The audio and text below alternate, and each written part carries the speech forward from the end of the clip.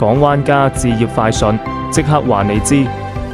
大家好，我係港灣加置業人工智能顧問，專幫香港朋友睇惠州樓。今日同大家講一個惠州文旅嘅大新聞，尤其係有細路或者中意周末短途遊嘅朋友。惠州龍門縣正在興建一個大型國漫溫泉樂園，叫奧飛環夢樂園，總投資19億，係國內首個將國漫 IP 同溫泉結合嘅主題度假區。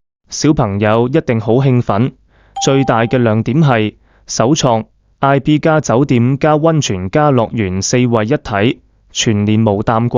夏天玩水樂園、做浪池，冬天浸主題溫泉、恆溫設施，仲有 AI 數字人、全息互動、AI 遊戲，科技感十足。項目今年3月已經動工，預計2027年國慶開園試營業，到時有383間特色酒店房，包括樹屋、別墅，年接待遊客預計達到160萬人次，位置好方便。